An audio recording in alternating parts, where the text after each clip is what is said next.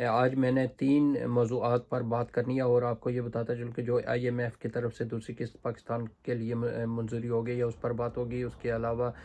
2 دنوں میں 2 ججز، سینئر ججز کا استعفیٰ کیوں ہوا اس پر بات کریں گے، اور تیسرا جو چودھری تصرف حسین قتل ہوا ہے برٹش کشمیری پاکستان میں، اس پر بات ہوگی۔ سب سے پہلے IMF نے دوسری قسط $70 کروڑ کی رقم پاکستان کو جاری کر دیا، جو 13 جنوری کو پاکستان کو موصول ہو جائے گی، اور اس کے بعد تیسری جو قسط ہے $1 ارب 10 کروڑ کی مارچ میں ملنے کی توقع ہے، اور اس سے بعد جب یہ رقم مل جائے گی تو 13 جنوری کو دیکھتے ہیں کہ پاکستان میں کیا ہوگا، کیا الیکشن آگے ہوں گے یا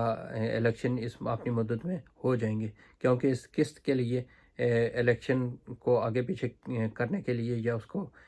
باہر رکھنے کے لیے، لوگوں کو یقین دلانے کے لیے الیکشن 8 فروری کو لازمی ہوگے۔ اس پر پیرا دیا گیا ہے، فروری کو الیکشن لازمی ہوں گے۔ اس کے لیے چیف جسٹس صاحب نے بھی کہا تھا کہ کوئی آدمی کہیں باہر بات نہ کرے، کیونکہ اپنی بیویوں سے تو کر سکتے ہیں لیکن باہر کہیں کسی نے بات نہیں کرنی، کیونکہ الیکشن کنفرم ہے کہ 8 فروری کو ہوں گے۔ اب جب کہ یہ قسط مل گئی ہے جس کا انتظار تھا، اور 13 جنوری کو یہ پیسے وصول ہو جائیں گے، اور 13 جنوری کے بعد دیکھتے ہیں کہ حکومتی رویہ یا اسٹیبلشمنٹ کا رویہ کیا ہوتا ہے، الیکشن ہوں گے یا نہیں ہوں گے، کس طرح کے ہوں گے وہ تو وقت ہی بتائے گا۔ دوسرا یہ بتاتے چلیں کہ پاکستان سپریم کورٹ کے 2 سینئر ججز نے 2 دنوں میں استعفیٰ دے دیا ہے، اور یہ ان کا کے استعفے دینے کی وجوہات سننے میں یہ آیا ہے کہ ذرائع کے مطابق ان پر سخت دباؤ تھا، اور اس دباؤ کو یہ برداشت نہیں کر سکے، اور آپ نے پہلے سید مظاہر اکبر نقوی نے استعفیٰ دیا، اور دوسرے روز جسٹس اعجاز الحسن نے بھی استعفیٰ دے دیا، اور انہوں نے اپنے استعفے میں صرف اتنا لکھا کہ بطور جج اپنا کام جاری نہیں رکھ سکتا، اور انہوں نے اس کا استعفیٰ دے دیا۔ آپ کو یہ بتاتے چل رہے ہیں کہ اکتوبر 2024 سے جسٹس اعجاز الحسن نے چیف جسٹس بننا تھا، لیکن اب اکتوبر میں سید منصور علی شاہ چیف جسٹس بنیں گے۔ دونوں ججوں نے فوجی عدالتوں میں عام شہریوں کے مقدمات چلانے پر اس کو خلاف قانون قرار دیا تھا۔ اس کے علاوہ پریکٹس اینڈ پروسیجر ایکٹ کے خلاف بھی انہوں نے نوٹ لکھا تھا، کیونکہ 15 ججز تھے، اور 15 ججز میں 10 ججز نے اس کے حق میں لکھا تھا، انہوں نے خلافی نوٹ لکھا تھا، جس کی وجہ سے وہ قانون تو بن گیا تھا، لیکن یہ ہے کہ انہوں نے خلافی نوٹ اس میں لکھا تھا۔ اب جسٹس منصور علی شاہ اکتوبر 2024 سے 2027 تک چیف جسٹس بنیں گے، اور آپ کو یہ بتاتے چلیں گے 3.5 سال یہ چیف جسٹس رہیں گے سید منصور علی شاہ۔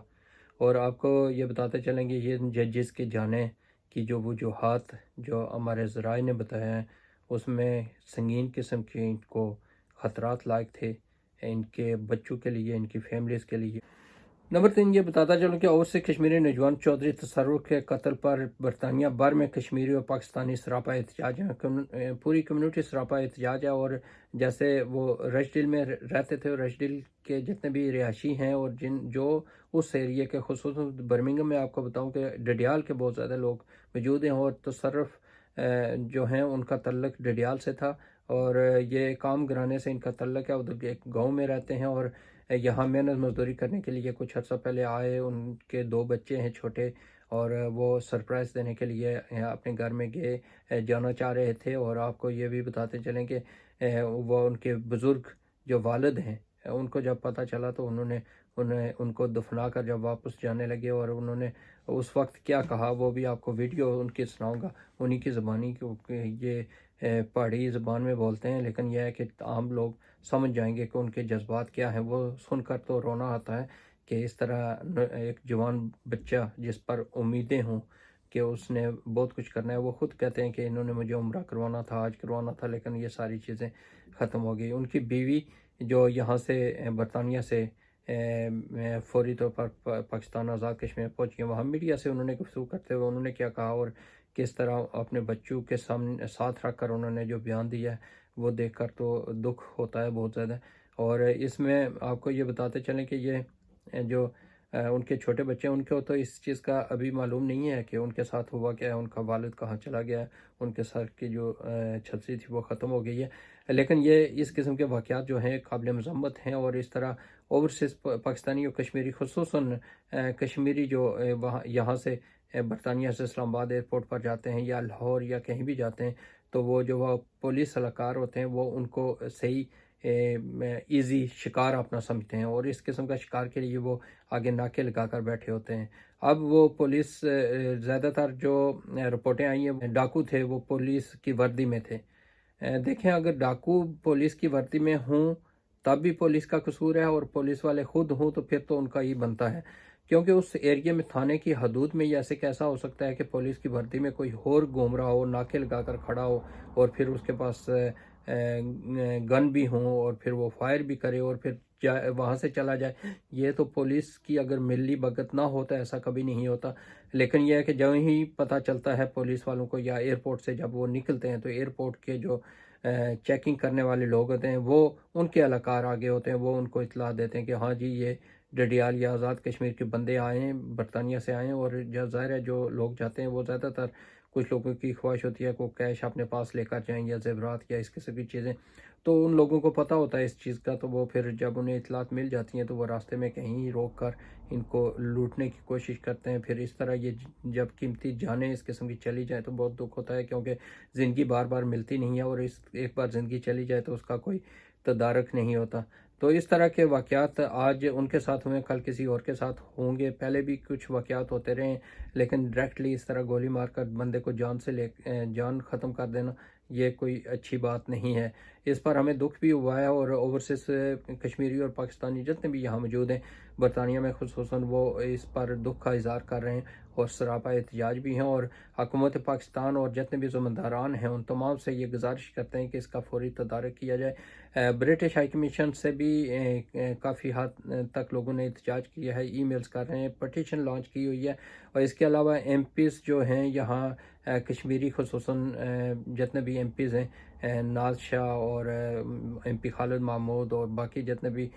طاہر علی، اور اسی ایریے کے یہ لوگ ہیں، ڈڈیال میرپور سائڈ کے ہیں، اور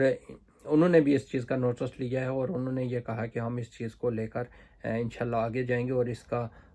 کریں گے تاکہ اس قسم کی کارروائی کروائیں تاکہ آئندہ کسی کے ساتھ ایسا ہو نہ سکے۔ ابھی آپ کو سناتا ہوں کہ ان کی جو وائف ہے چودھری تصور کی، وہ وائف ان کے کیا الفاظ ہیں، اور پھر ساتھ ہی ایک ویڈیو ہے ان کے والد کی جو ان کو دفنانے کے بعد ان کے جذبات کیا ہیں وہ سنیے گا۔ ساتھ بہت بڑا ظلم ہوا ہے۔ میرے ہسبینڈ 2 دن پہلے یہاں اپنے پیرنٹس کو ملنے کے لیے آئے، ایئرپورٹ سے نکلتے ہی کچھ لوگوں نے ان پہ حملہ کیا اور ایٹ دی اسپاٹ انہیں شوٹ کر کے مرڈر کر دیا ان کا۔ میرے یہ 2 چھوٹے چھوٹے بچے ہیں، 6 سال اور 9 سال۔ میرے ہسبینڈ کے علاوہ وہاں پہ کوئی سہارا نہیں تھا۔ میں برٹش کونسل سے یہ اپیل کرتی ہوں کہ میرے بچوں کے بارے میں سوچیں۔ وہ بچہ تمہیں نبی پاک صلی اللہ علیہ وسلم نے دعا ہونی چاہیے انہوں کو زیارت کرے بیٹا ہوئے،